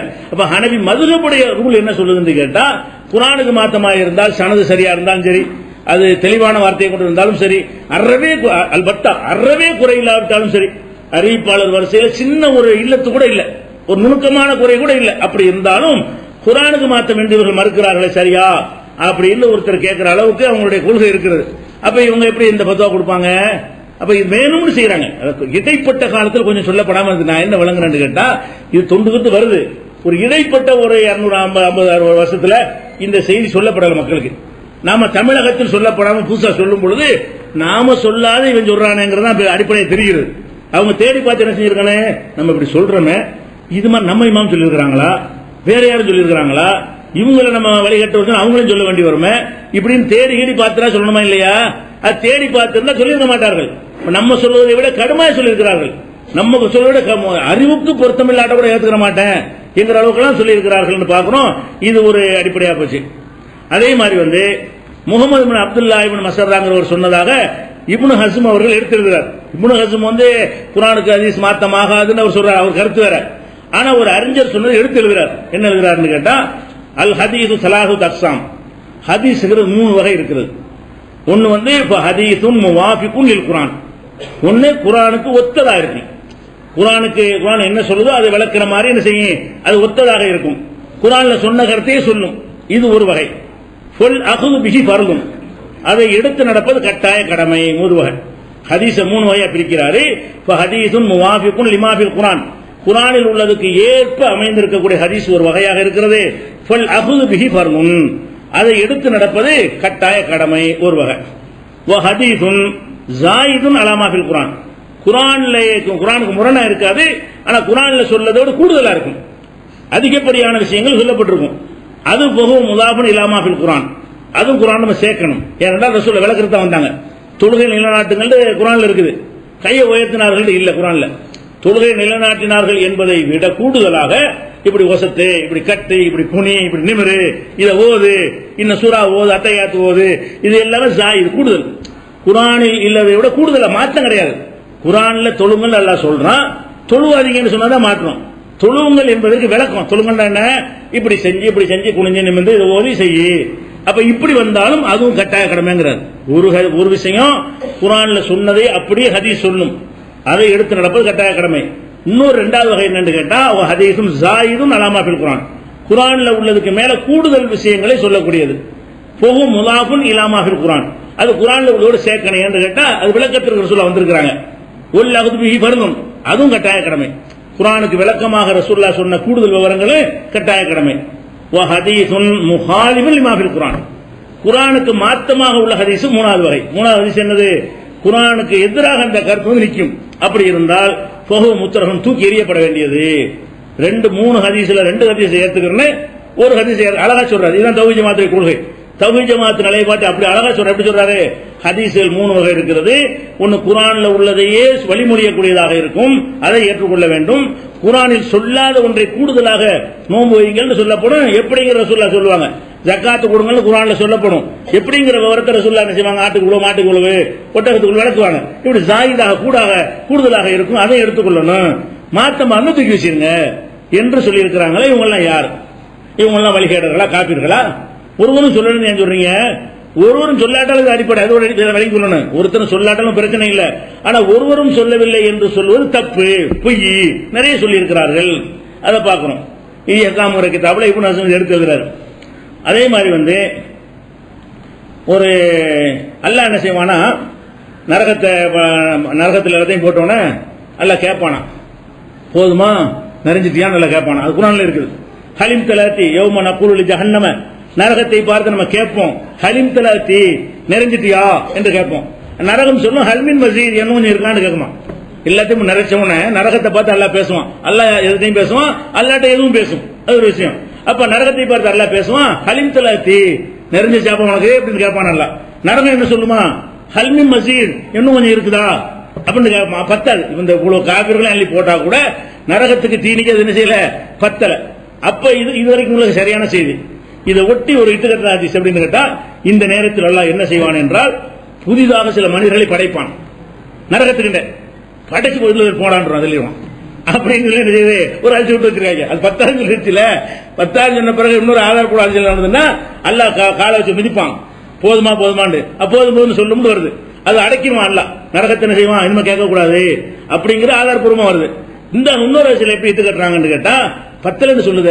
அப்ப என்ன செய்வோம், இன்னும் கொஞ்சம் ஆளுகள் போடணுமே. மூமின்னு சொன்னால் கொண்டு போட முடியாது, தீர்ப்பளிச்சாச்சு. அப்ப அவனை காஃபிலாம் போட்டு முடிச்சாச்சு, மனுஷன் காணா. இப்ப அங்க நல்லா என்ன செய்வான், ஆகுண்டு இப்படி ஒரு கோடிக்கணக்கான மக்களை படைச்சு பூங்காட நரகத்துக்கு நல்லா தள்ளிடுவான் அப்படின்னு ஒரு அஞ்சு கட்டி வச்சிருக்காங்க. இவர் என்ன கேட்கிறாருன்னா, இது எப்படிங்க, இது அவன் என்ன செஞ்சான்? ஒருவன் நரகத்துக்கு போடுவதா இருந்தா காரணத்தோட நல்லா போடுறான், அப்பதான் படைக்கிறான். நரகத்துக்கு போடுறதுக்குன்னே படைச்சு போட்டு தள்ள முடியுமா? நம்மளெல்லாம் நரகத்துல போடுறான், சொர்க்கத்துல போடுறான்னு ஒரு காரணத்தை வச்சு போடுறான். இன்னொன்னு செஞ்ச அதனால உன் நரகம், இன்னொன்னு தப்பு செஞ்ச உனக்கு சொர்க்கம், நன்மை செஞ்ச சொர்க்கம் அப்படின்னு காரணத்தோட போடும் பொழுது இந்த ஹதீஸ் என்ன சொல்லுதுன்னு கேட்டா, ஒரு காரணம் தேவையெல்லாம் கிடையாது. பிரிந்து படைக்குவான், நரகத்தில் அள்ளி போட, அது எவ்வளவு கேட்குதோ அந்த அளவுக்கு மக்களை போய் நிறைச்சு விட்டுருவான். அப்ப இந்த மனிதன் ஏன் நரகத்துக்கு போனான்? அதுக்கு பதில் சொல்ல தேவையில்லை. அல்லாஹ் யாருக்கு பதில் சொல்ல கடமைப்பட்டவன் கிடையாது. ஆனா அல்லாஹ் அநியாயம் செய்ய மாட்டானே. உலா எழுந்து ரப்பிக்கு அகதா, உன் இறைவன் யாருக்கும் அநியாயம் செய்யறவன் இல்லையே அப்படின்ற உடனே என்ன செய்யறாங்க, அது கேட்கிறாங்க. வஹத்தஜ்ஜி கௌலிஹி உலா எழுந்து ரப்புக்கு அகதா, உமது இறைவன் யாருக்கும் அநியாயம் செய்ய மாட்டான்னு சொல்லி இருக்கும் பொழுது இவனை எந்த தப்பும் செய்யறதுக்கான ஒரு சூழ்நிலைக்கு தள்ளாம நேர கொண்டு படைச்சவன் நரகத்துல போட்டால் அது அநீதியா இல்லையா? என் நரகத்துக்கு நீ படைச்ச எனக்கு வாய்ப்பு கொடுத்தியா? என்னை இப்ப துனியாவுக்கு அனுப்பி விட்டியா? நல்லது கெட்டதுக்கான போதனைகளுக்கு அனுப்பி வச்சியா? நான் செஞ்சா நல்லவன் ஆயிருப்பேன்னு கேட்பான்ல. ஒரு போதனை உனக்கு சேரலையே, ஒரு நபியும் வரல, ரசூலும் வரல, போதனையும் வரல. அந்த செகண்ட் தான் படைக்கப்படுறான், அந்த செகண்ட் நரகத்தில் போடப்படுறான். எப்படி இது அப்படின்னு மறுக்கிறாங்க. எப்படி சொன்னாங்க? கதுகால ஜமாத்து மினல் ஐம்மா, இமாம்கள்ல ஒரு பெரிய ஜமாத்து சொல்லுகிறது, பெரிய கூட்டமே சொல்கிறார்கள். அன்ன ஹாதல் மோதிய மக்லூபுன், இது புரட்டி அறிவிக்கப்பட்ட செய்தியாக இருக்கிறது. பி அன்னஹு கலத்துன், இது தவறான அறிவிப்பு என்று என்ன செய்யறாங்க, இப்னு கைம் உறுதிப்படுத்துகிறாரு. வஹத்தஜ்ஜ பி அன்னல்லாஹ தஆலா அக்பர, அல்லாஹ் நமக்கு அறிவித்திருக்கிறான். பி அன்ன ஜஹன்னம தம்தலிவு மின் இப்லீஸ வ அத்பாஹி, இப்லீஸ் அவனுடைய பின்பற்றியவர்களை கொண்டு சொர்க்கம் என்ன செய்ய நிறைஞ்சிரும். அப்படி ஆயத்திருக்கு.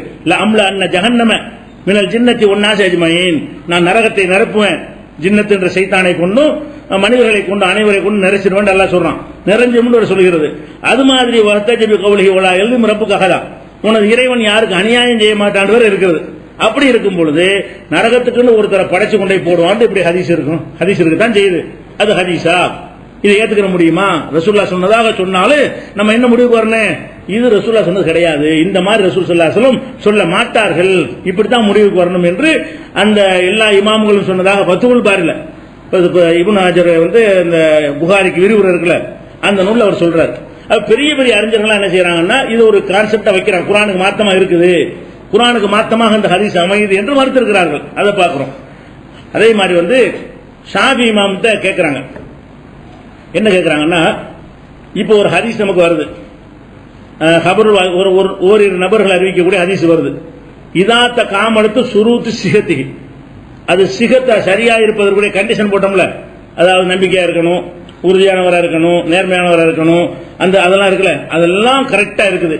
அப்படி கரெக்டா இருந்த பிறகு ஹல் யஜிபு அர்துஹு அலல் கிதாப், அதை குர்ஆனோடு கம்பேர் பண்ணி பார்க்க வேண்டுமா கேட்கறாங்க. ஷாஃபி இமாம்கிட்ட போய் சரியான ஹதீஸ்கள் சில ஷரத்து வச்சிருக்கிறோம், என்ன ஷரத்து இருக்கணும்? அதுல இருக்கணும், நீதியா இருக்கணும், லபுத் இருக்கணும், அதாவது சொன்னது சொன்னவாறு கேட்டு சொல்லக்கூடியதா இருக்கணும், இஸ்னாதுல சங்கிலி தொடரு, ஒருத்தர் அந்த தொடர்பு அறுந்து போகாமல் இருக்க வேண்டும், சாதுங்கிற அதை விட பலமானதுக்கு மாற்றமா இருக்கக்கூடாது, நுணுக்கமான குறைபாடு இருக்கக்கூடாது, இதெல்லாம் சரியா இருக்கும் ஹதீஸ். பார்த்தோம்னா எதுவுமே இல்லை, 5 கண்டிஷனும் சரியா இருக்கிறது. இப்படி ஆன பிறகு குர்ஆனோட வச்சு ஒரு உரசி பார்க்கணுமா அப்படின்னு ஒருத்தர் கேட்கிறார். யார்கிட்ட? ஷாஃபி இமாம் கேட்கிறார். அப்ப கால ஷாஃபி ரலியல்லாஹு அன்ஹு, ஷாஃபி இமாம் சொல்றாங்க, அப்படி உரசி பார்க்க தேவையில்லை, குர்ஆனோட உரசி பார்க்க தேவையில்லை. ஏனென்று கேட்டால் குர்ஆனுக்கு மாத்தமா இல்லாட்டி தான் முதல்ல எடுத்துக்கவே செய்யணும், ஃபர்ஸ்ட் பார்த்துட்டு பாக்குறாரு. இவர் என்ன சொல்றாரு? குர்ஆன் இந்த இதெல்லாம் பாக்குறதுக்கு முன்னாடி முதல்ல மேட்ல பாரு, அதெல்லாம் சரிந்து வந்த பிறகு அது அறிவிப்பாளர் பார்க்கணும். அவர் என்ன அழகான பதில் சொல்றாரு பாருங்க, லஅன்னஹு லா ததகாமலு ஷுரூத்துஹு, அதனுடைய நிபந்தனைகள் முழுமையடைவது எப்போதென்றால் இல்லாஹு ஹுவ கைரு முகாலிமில் கிதாப், குர்ஆனுக்கு மாத்தம் இல்லைன்னு முடிவான பிறகுதான்.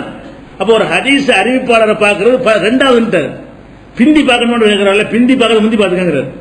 ரசூலுல்லாஹ் சொன்னா ஹதீஸ் வந்தவன யார் சொன்னான்னு முதல்ல பார்க்காத, என்ன மேட்ரு, இந்த கருத்து என்ன கருத்து சொல்லுது, இது குர்ஆன் ஒத்துருக்கா, ஒத்து இருக்குன்னு சொன்னா அறிவிப்பாளர் போய் பாரு. ரசூலுல்லாஹ் சொன்னாங்களான்னு, ஒத்து இல்லைன்னா அப்போ தள்ளி விட்டுரு. அப்ப சஹீஹான ஹதீஸுடைய கண்டிஷன் அறிவிப்பாளரை பார்ப்பது இரண்டாவது.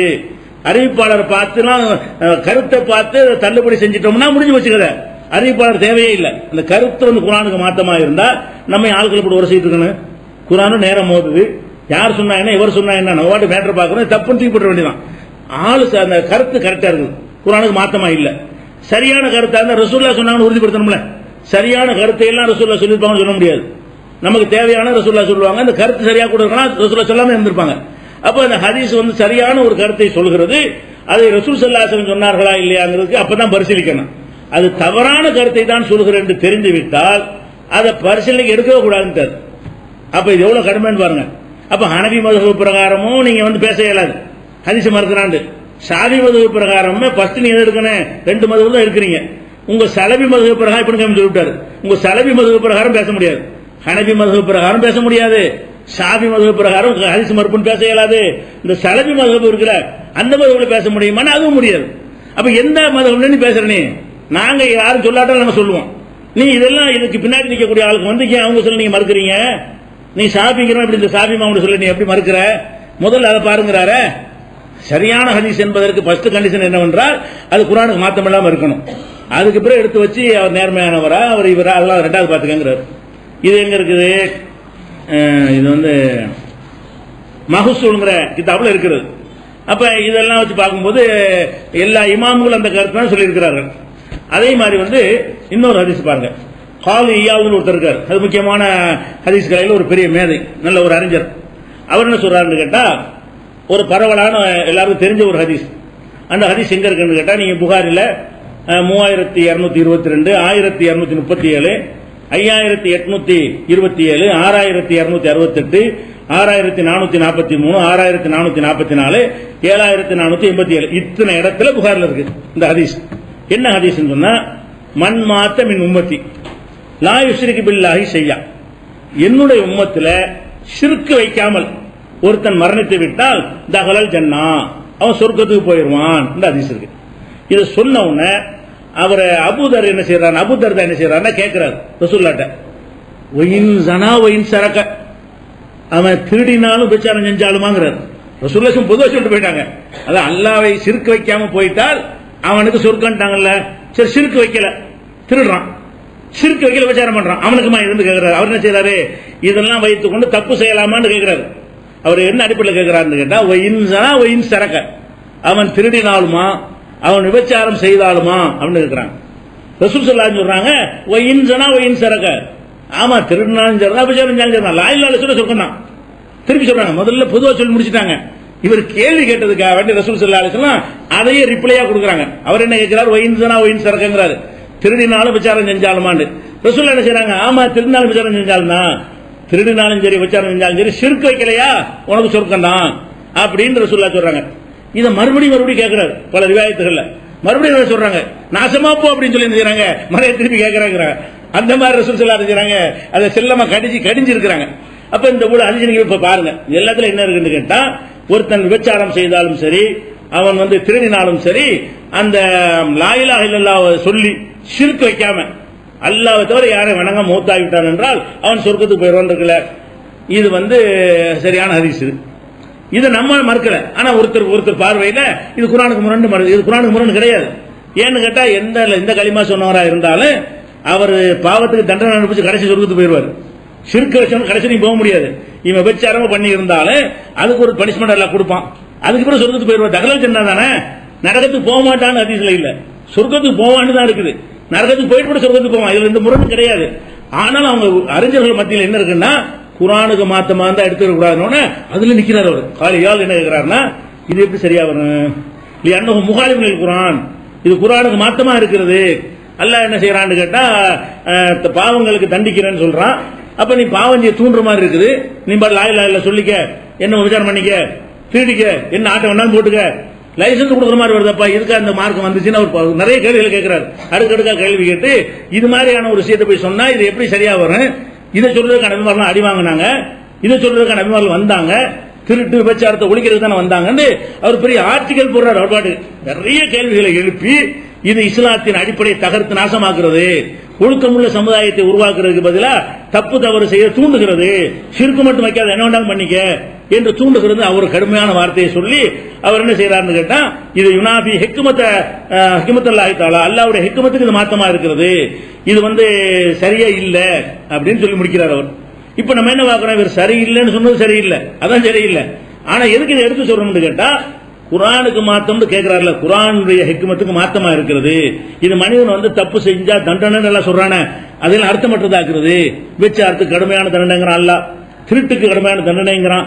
இது என்ன செய்யுது, இப்படி செஞ்சுட்டு போடாங்குது. அப்ப அல்லாஹ் தண்டனைக்குரியதாக ஒன்றை சொல்கிறான். இந்த ஹதீஸ் அப்படி சொல்லாம இது மாதிரி செஞ்சுக்க அப்படி இந்த பாவத்துக்கு லைசன்ஸ் கொடுக்குற மாதிரி இருக்குது, இதை ஒப்புக்கொள்ள முடியாதுன்னு சொல்லிட்டு மறுக்கிறார். ஆனால் இதுக்கு விளக்கங்கள் கொடுக்குறாங்க, இது கரெக்டான வழக்கமா இருக்கு. என்ன வழக்கம், இது சொர்க்கத்துக்கு போவான்னு இருக்கே தவிர அதுக்குரிய தண்டனை அனுபவிக்க மாட்டான்னு இல்ல. எந்த மூமெண்ட் கடுகளோ ஈமான் தான் போயிருவாங்க. கடுகளோ ஈமான் இருந்து அவ்வளவு தப்பு நீங்க பண்றீங்கன்னு வைங்க, அல்லாஹ் அதை மன்னிச்சுட்டான்னு சொன்னா எடுத்தெடுப்புல போயிருவோம். அல்லாஹ் மன்னிக்கலன்னு சொன்னா அதுக்குரிய பனிஷ்மெண்ட் வாங்கிட்டு கடைசியா போவோம். 10 வருஷம் நான் போடுன்றான் நரகத்துல. 10 வருஷம் முடிஞ்சு வர சொர்க்கத்துக்கு வரத்தான் போறோம். இவன் ஒரு 100 வருஷம் போடுன்றான் சில தப்புக்கு, சொர்க்கத்துக்கு வரத்தான் போறோம். நிரந்தரமாக நம்ம சொர்க்கத்து நரகத்தில் இருக்க மாட்டோம். யாரு, மூமின்கள் யாருமே கடுகளோ ஈமான் இணை வைக்காம இருந்தால் பர்மனண்டா நரகத்தில் இருக்க மாட்டோம். நம்ம தப்புக்குரிய தண்டனையை அனுபவிச்சு சொர்க்கத்துக்கு போவோம். சில பேருக்கு அல்லாஹ் கருணையை வச்சு மன்னிச்சுட்டு ஒரு தட்டு விட்டுவோம். அப்படி உண்டு. அவனை யாரும் கேள்வி கேட்க முடியாது. உடனே எடுத்து செஞ்சாலும் தெரியும், எனக்கு தெரியும், நான் மறைச்சு நிப்போ அப்படின்னு சொல்லுவான் ஹதீஸ் இருக்கிறது. அப்ப இதெல்லாம் இவர் சொன்ன விளக்கம் சரியில்லை. ஆனா அந்த கொள்கை அவற்றை இருந்திருக்க இல்லையா, குர்ஆனுக்கு மாத்தமாக இருந்தால் ஏற்றுக்கொள்ளக்கூடாதுங்கிற கொள்கையினால இந்த வார்த்தை வைக்கிறார். அவரு குர்ஆன்ல தவறு என்று கண்டித்த செய்திகளை எல்லாம் இவர் சரின்னு எப்படி சொல்லலாம் ஒரு அடிப்படையில் இவர் விமர்சனம் பண்ற காட்சியை பார்க்கிறோம். அதனால இந்த குர்ஆனுக்கு மாத்தம்ங்கிற ஒரு விஷயத்தை எடுத்துக்கொள்ளணும். அடுத்ததாக இப்ப சமீப காலத்து இவங்க எல்லாம் என்ன செய்யறாங்கன்னா, அரபு நாட்டுடைய சல்லிக்காக பேசிட்டு இருக்காங்க, சவுதி அரேபியாண்டு. அங்க ஏதாவது பிரச்சனை ஆகுங்கிறதுக்கு தான் நம்மளோட திட்டி இருக்கான்னு வைங்களேன். அங்க இந்த சாலிஹ் இப்னு உஸைமின் இருக்காரு, அவர் பெரிய அறிஞர். அவர் என்ன சொல்றாருன்னு கேட்டா, இப்ப அவர் பேரை சொல்லி கண்டிக்கணும், சரியான ஆளா இருந்தா. நான் சொல்றேன்னு கண்டிக்க கூடாது. சாலிஹ் இப்னு உஸைமின் சொல்லி இருக்கிறார், அவரை வன்மையாக கண்டிக்கணும்னு சொல்லி எல்லாம் கட்டாயம்.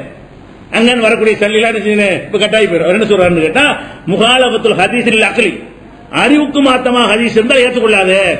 யார் சொல்றா? இப்ப இந்த சலபு இமாம உஸ்தாதா அங்க இருந்து கொண்டிருக்கிறார் சாலிஹ் இப்னு உஸைமின், அவர் சொல்றாரு. அது எப்படி கேட்டா, முரண்பட்ட இரண்டை சேர்க்கிற மாதிரி, ஒரு செஞ்சார்கள் செய்யல அப்படி வந்தால் ஹதீஸ்ல வந்தால் ஏத்துக்கிறாங்க. முரண்பட்ட இரண்டு என்ன செய்ய முடியாது, நடந்திருக்க முடியாது, அல்லது நடக்க முடியாத முகால் இருக்க சாத்தியமற்ற ஒன்றை ரசூலுல்லாஹ் சொன்னதாக சொன்னால் நீ ஏத்துக்கிறாத இப்படின்னு சொல்லி முஸ்தலஹ் ஹதீஸ்ங்கிற நூல்ல இவருடைய அந்த சாலிஹ் இப்னு உஸைமின் சொன்னதை எடுத்து காட்டுறாங்க. அப்ப நம்ம என்ன கேட்கிறோம்னு கேட்டா, அவங்க எல்லாம் சும்மா இருக்கிறாங்க. என்ன அவங்க எல்லாம் சொல்லி எதுக்க முடியாது, இப்னு கைம் விட்டுறாங்க, ஷாஃபிமா விட்டுறாங்க. இந்த ஹதீஸ் கொள்கை தான் உனக்கு காரணமா இருந்தா கொள்கை சொன்ன அத்தனை பேரும் எதுக்கணுமா இல்லையா? இந்த குர்ஆனுக்கு மாத்தமா இருந்த ஹதீஸ் ஏற்றுக்கொள்ள கூடாதுங்கிறது அதான் உனக்கு பிரச்சனையா? நாங்க பிரச்சனையா? உனக்கு தௌஹீத் ஜமாஅத் பிரச்சனையா, கொள்கை பிரச்சனையா? கொள்கை தான் பிரச்சனை என்றால் இந்த கொள்கை யாரெல்லாம் சொன்னாங்க அவ்வளவு லிஸ்ட் போடு. இவ்வளவு பேரும் வழிகேடர்கள், அதுல எங்களை சேர்த்து விடு. என்ன செஞ்சீங்க? இப்னு கையிம், ஷாஃபி, ஹனபி இமாமு, சாலிஹ் இப்னு உஸைமின், இவ்வளவு அறிஞர் வழிகேடர்கள், அதோட சேர்ந்து தௌஹீத் ஜமாஅத்கார வழிகேடன்னு சொல்லி நீ கரெக்டா இருக்குன்னு அர்த்தம். இந்த விஷயம் சொன்னோம்லாம் இமாம்ங்கிற மௌலானாங்கிற அறிஞருங்கிற அப்படி பாராட்டுற, இல்லாட்டி தூக்கி அவனை பின்பற்றிட்டு இருக்க தொழுகை நோன்பு வரைக்கும் அந்த ஷாஃபி ஹனபி ஃபாலோ பண்ணிட்டு இருக்கிறீங்க, இதே கருத்தை சொல்லி இருக்கிறாங்க. அப்ப நீங்க நாங்க சொல்றது ஏத்தீங்கன்னா உங்களுடைய நோக்கம் என்ன? நாங்க தான் நோக்கம். அப்ப அது தப்பா போயிடுது. உன் நோக்கமே தப்பா இருக்கு, அடிப்படையே தப்பா இருக்கு. எங்களுக்கு நீ பத்தாவ கொடுக்காது, கொள்கை கொடு. இந்த கொள்கை சரியா தவறாங்கிறது பத்தாவ கொடுக்க வேண்டும். இறுதியாக இதுல சில விஷயங்கள்லாம் இருக்கு. இன்ஷா அல்லாஹ் நாளைக்கு நிறைவாக முடிச்சுக்கணும். நாளைக்கு ஒரு 5 நிமிஷம் 10 நிமிஷம் கூட போனாலும் சரியா முடிக்க வேண்டியதுனால